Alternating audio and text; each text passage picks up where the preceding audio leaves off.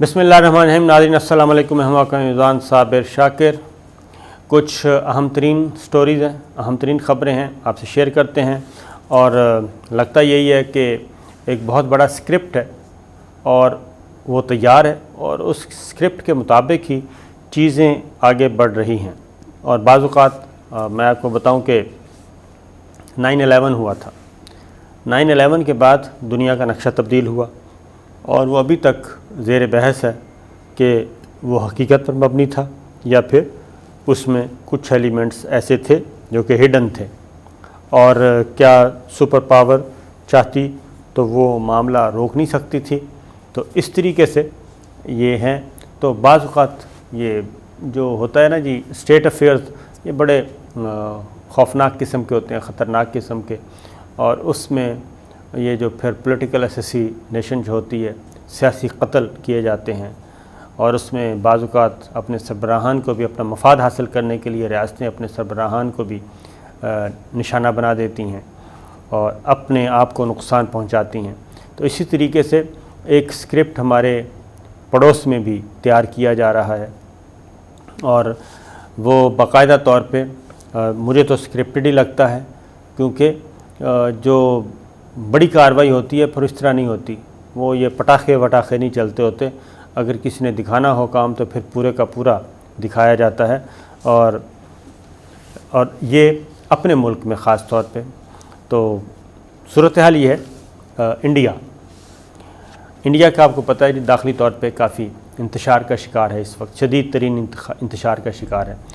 और वो किसी भी सूरत में, ख़ास तौर पे पिछली वीडियो सुन लें तो तहरीकें जो चल रही हैं, अलहदगी की, आज़ादी की तहरीकें, उसको अगर सामने रखें तो इंडिया अपने मकासद को हासिल करने के लिए, अपने मफादात को हासिल करने के लिए कुछ भी कर सकता है, किसी भी हद तक जा सकता है। अगर मोदी सरकार अपने 40 भारतीय फ़ौजियों को ख़ुद कत्ल करवा सकती है और इसका इल्ज़ाम वो मुजाहिदीन पे या पाकिस्तान पे लगाने के लिए अपने 40 भारतीय फ़ौजियों को मार दिया सिर्फ़ इलेक्शन जीतने के लिए, तो उसके बाद उससे किसी भी चीज़ की तवक्को की जा सकती है। और ये फ़ॉल्स फ्लैग ऑपरेशन ये इसी तरह के होते हैं। फिर आपने सिखों का मामला आपने देख लिया है। दिल्ली इस वक्त नरगे में है और दिल्ली में जो रिट ऑफ स्टेट है अमलन, वो उसका कोई वजूद नहीं है दिल्ली में। और 4 सूबों में, 4 बड़ी रियासतों में अमलन, ये किसानों की वजह से, किसानों की तहरीक। अब इसको वो पूरी कोशिश कर रही है, इंडियन गवर्नमेंट, मोदी सरकार पूरी कोशिश कर रही है इसमें पाकिस्तान का तड़का, पाकिस्तानी मुदाखलत का तड़का लगा दिया जाए, चीनी मुदाखलत का तड़का लगा दिया जाए, ISI को इन्वॉल्व किया जाए, लेकिन उसको कुछ समझ नहीं आ रही और दुनिया इसको मानने के लिए तैयार नहीं। जो मैं आपको बार बार कहता रहता हूँ कि हिंदूज़ और नॉन हिंदूज़ का जो इस वक्त मामला, अंदर की लड़ाई चल रही है, वो बहुत ख़तरनाक है। तो भारत में अब दिल्ली में एक इस्राएली सफारत खाने के करीब धमाका हुआ, ये ख़बर थी। और भारत के दारुल हुकूमत नई दिल्ली में इस्राएली सफारत खाने के करीब धमाका। अब ये ऐसी ख़बर थी कि पूरी दुनिया में आग लग गई। आलमी ज़राए अबलाग और ख़ास तौर पे मगरबी ज़राए अबलाग, मिडल ईस्ट, ये सब के सब उनके लिए ये एक बहुत ख़बर थी। और मोदी सरकार ने अपनी तवज्जो हासिल की। इसराइल ज़ाहिर है, इसराइल अमेरिका का फ्रंट मैन है और उनकी प्रॉक्सी है, फ्रंट मैन भी प्रॉक्सी है अमेरिका की, जो इसराइल है। और जहाँ ज़रूरत होती है इसराइल को तो फिर इसराइली सफारत खाना। और ये कहाँ हुआ? इब्तदाई रिपोर्ट पेश कर दी गई, कोई जानी नुकसान नहीं हुआ। ज़रा गौर से सुनने वाली चीज़ है, ये धमाके की तस्दीक, जानी नुकसान कोई नहीं हुआ। और डॉक्टर अब्दुल कलाम रोड पर इसराइली सफारत खाने के करीब ये फिर कहा गया मामूली नौइयत का धमाका था और धमाके के बाद ज़िला को सील कर दिया गया। और इसराइली सफारत खाना के करीब धमाका ऐन उस रोज़ हुआ जब भारत और इसराइली सफारती ताल्लुकात के 29 साल मुकम्मल होने का जश्न मना रहे थे। और उसके बाद रिपोर्ट्स के मुताबिक अगेन चंद खड़ी गाड़ियों को नुकसान पहुंचा। फिर ये कहा गया कि पुलिस का कहना है कि डॉक्टर अब्दुल कलाम रोड पर मौजूद CCTV कैमरों की مدد سے تحقیقات کی جائیں گی اور کی جا رہی ہیں، اور یہ دوسرا دھماکہ ہے بھارت میں 8 سالوں میں اسرائیلی سفارت خانے کے قریب، یہ دوسرا دھماکہ ہے۔ پہلا فروری 2012 میں ہوا تھا اور وہ اسی طرح کا تھا۔ اب میں نے آپ کو بتایا کہ مودی سرکار ہر صورت میں چاہ رہے ہیں کہ یہ کوئی ایسا سین بن جائے کہ دنیا اس کی طرف راغب ہو جائے اور ان کی مدد کو پہنچے، اور اسرائیل بھی اور امریکہ بھی، یہ سارے کے سارے آ جائیں اور یہ سارا ملبہ چائنا اور پاکستان پہ ڈالا جائے۔ اب یہ کریکر، اب یہ اس طرح کے دھماکے جو ہوتے ہیں نا، یہ خود ہی ایجنسیاں کرواتی ہیں۔ یہ را کا کام ہو سکتا ہے، یہ انٹیلیجنس بیورو انڈیا کی جو ہے ان کا کام ہے، یہ اسی طرح کا ہے، کیونکہ جو اگر کسی نے کسی سفارت خانے کو نشانہ بنانا ہے تو پھر اس کے لیے بہت بڑی منصوبہ بندی کرتا ہے۔ ہم نے دیکھا افغانستان میں ہوا اس طرح کے واقعات، پاکستان میں ہوئے، اور آپ کے بغداد میں ہوئے، عراق میں، پھر سعودی عرب میں بھی اس طرح کا واقعہ ہو چکا ہے۔ تو جب اس طرح کے یہ پاکستان چائنی قونصلیٹ خانے پہ ہوا، تو جب اس طرح کے کام ہوتے ہیں، پاکستان میں ڈنمارک کا آئی تھنک سفارت خانہ تھا، اس کو اڑایا گیا تھا۔ تو یہ جو اس طرح کے واقعات جو جینون ہوتے ہیں وہ روکے نہیں جاتے۔ تو یہ ایک فیک آئٹم تھا اور مودی سرکار کا، را کا، اجیت ڈوبھل کا، کہ اس طرح کے کام کیے جائیں اور توجہ حاصل کی جائے اور مدد حاصل کی جائے۔ لیکن کوئی بھی ملک اتنا بیوقوف نہیں ہے کہ اتنی سی بات پہ وہ کوئی بہت بڑا طوفان کھڑا کر دے۔ اس کی ریزن ہے کہ انڈیا اس معاملے میں تو کہہ رہا ہوں 40 اگر بھارتی فوجی وہ صرف الیکشن جیتنے کے لیے امیت شاہ، ان کے وزیر داخلہ اور راجناتھ سنگھ یہ سب کچھ کروا سکتے ہیں تو پھر وہ کچھ بھی کر سکتے ہیں۔ یہ تو چھوٹا سا ایک پٹاخہ تھا جو کہ چلایا گیا۔ ایک اور خبر وہ بھی سن لیں، اس کے بعد آپ کو اندازہ ہو جائے گا کہ سنگاپور میں مسلمانوں پر کرائسٹ چرچ جیسے حملوں کا منصوبہ پکڑا گیا، اور اس میں کون گرفتار ہوا؟ بھارتی نیاد لڑکا گرفتار ہوا۔ یہ خبر ہے۔ اب یہ خبر بھی کوئی پاکستان کی یا پاکستان کی کسی نیوز ایجنسی کی نہیں ہے، یہ بھی DW کی خبر ہے۔ اگین مغربی ذرائع ابلاغ، یورپین ذرائع ابلاغ کی خبر ہے، ہماری نہیں ہے۔ اس میں کیا کہا گیا ہے؟ پھر ایک اور یہاں پہ یہ ہے، سنگاپور میں مسلمانوں پر کرائسٹ چرچ، یعنی کہ جو نیوزی لینڈ میں ہوا تھا اس طرح کا۔ اب نیوزی لینڈ والا بھی جو پکڑا گیا تھا وہ بھی انڈیا سے ہو کے گیا تھا، اور انڈیا سے اس کے تعلقات یہاں پہ سب سے زیادہ قیام اس کا آخری جو انڈیا میں تھا۔ اب سنگاپور کے حکام نے کہا کہ 16 سالہ بھارتی لڑکا پکڑا گیا، بھارتی نیاد لڑکا گرفتار، اور جو یہ پلاننگ کر رہا تھا کہ جیسے نیوزی لینڈ میں مسلمانوں کی کرائسٹ چرچ میں مساجد پہ حملہ کیا گیا، اسی طرح کا وہ حملہ سنگاپور میں کرے گا، اور اس میں 51 مسلمان جو ہیں وہ شہید ہوئے تھے مسجدوں میں، اور یہ 16 سالہ لڑکا بھارتی نیاد ہے، اور 15 مارچ کو یہ پلان کر رہا تھا کہ 15 مارچ کو جب پورے ہو جائیں گے 2 سال کرائسٹ چرچ کے، تو یہ اس دن اس نے یہ سنگاپور میں مسجدوں پہ حملہ کرنا تھا۔ اب یہ مشرقی ایشیا کی شہری ریاست سنگاپور کی تحفظ وطن کی وزارت ہے، ملکی وزارت، اور اس میں یہ 27 جنوری کو انہوں نے یہ ڈسکلوز کیا۔ دسمبر میں یہ لڑکا پکڑا گیا اور ڈیٹیل تحقیقات، ڈیٹیل تفتیش مکمل ہو گئی، اور اب انہوں نے اس معاملے کو اوپن کیا ہے کہ اس طرح کا ہم نے ایک دہشت گردی کا واقعہ ہونے سے بچایا ہے۔ اب یہ ٹین ایجر ہے، اور اس نے کہاں سے یہ سب کچھ اتنی شدت پسندی حاصل کی؟ تو اگین وہی بات ہے کہ انڈیا سے کچھ بھی آپ توقع کر سکتے ہیں، کیونکہ انڈیا اس وقت عملاً تو وہ ٹوٹ پھوٹ کا شکار ہے، اندر سے وہ کھوکھلا ہو چکا ہے۔ 19 تحریکیں آزادی کی ہم آپ کو بتایا کہ وہ چل رہی ہیں. انڈین آرمی کہہ رہی ہے کہ ہمارے ہاتھ کھڑے ہو گئے ہیں.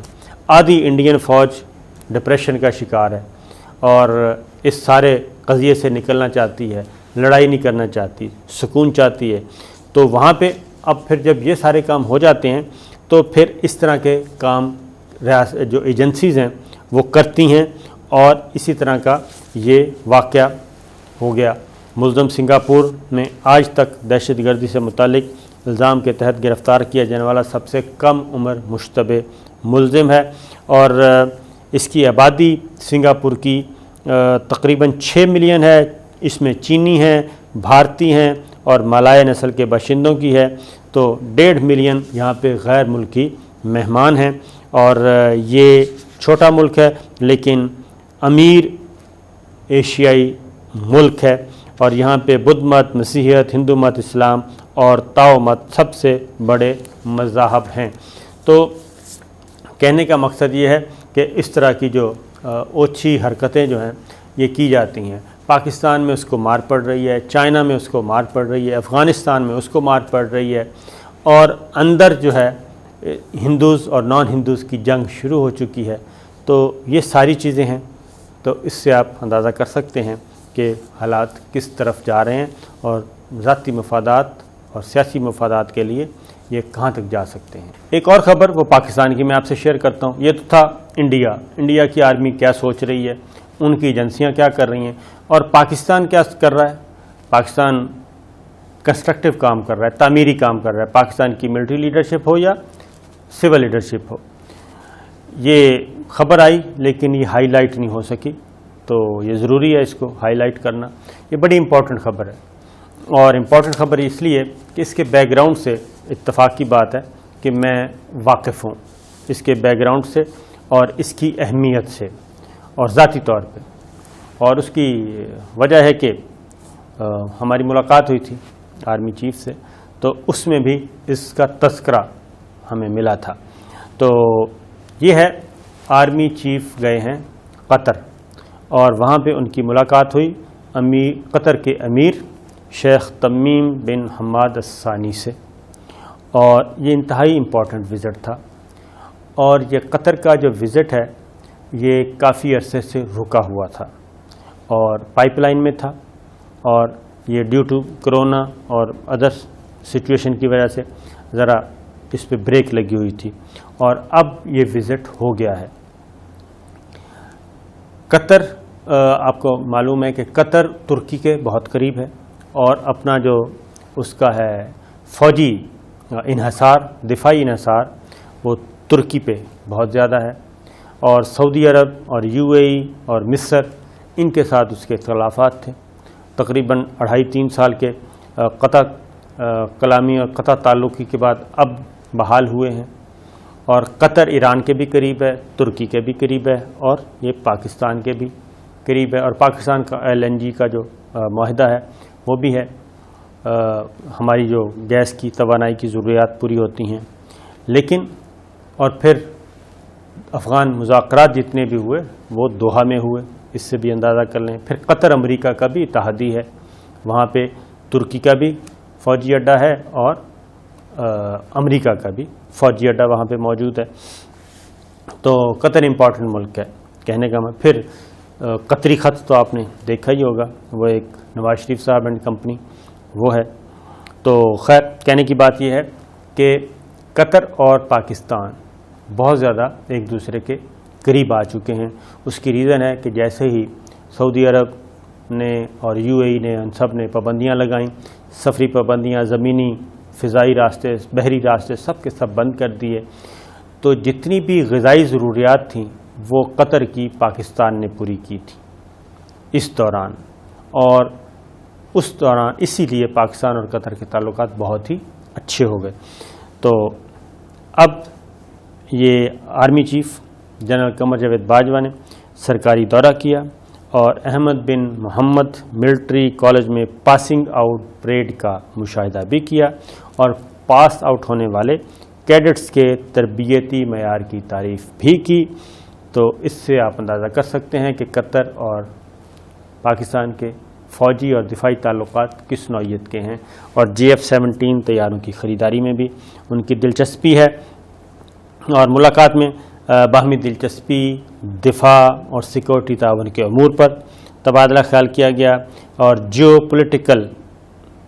پولیٹیکل اور علاقائی صورتحال پہ بات کی گئی۔ تو یہ سچویشن ہے۔ اب ایک اور بات بھی بتا دوں، کیونکہ یہ خبریں اس طرح کی ہوتی ہیں کہ کافی محتاط ہو کے رپورٹ کرنا پڑتا ہے، اور بہرحال رسپانسبلٹی بھی ہے اور توازن بھی رکھنا ہوتا ہے۔ تو صرف اتنا میں کہہ سکتا ہوں کہ یہ جو خبر ہے اس میں کافی کچھ چھپا ہوا ہے پاکستان اور قطر کے مستقبل کے بارے میں، اور اس میں ایک اور بڑی خبر بھی کچھ اور دنوں میں اس ملاقات کے نتیجے میں ایک اور بڑی خبر ہے، وہ بھی ہم آپ کو دیں گے، ذرا میچور ہو جائے، اچھی ہے پاکستان کے عوام کے لیے، وہ خوشخبری لے کے آئے گی۔ پھر سعودی عرب کی وجہ سے یہ معاملہ، یہ دورہ جو ہے ہولڈ پہ تھا، پھر وزیراعظم عمران خان نے بھی قطر کا ایک دورہ کرنا ہے، اور وہ بھی میرا خیال ہے آئندہ دنوں میں ہو سکتا ہے۔ اس کی ریزن یہ ہے کہ سعودی عرب، آپ کو معلوم ہے کہ کافی ان معاملات کو اس نے فیل کیا تھا، تو آئی تھنک اب پلوں کے نیچے سے بہت سا پانی گزر چکا ہے، اور قطر کا جو وزٹ ہے وہ وزیر اعظم عمران خان کریں گے۔ اجازت دیجیے، اللہ حافظ۔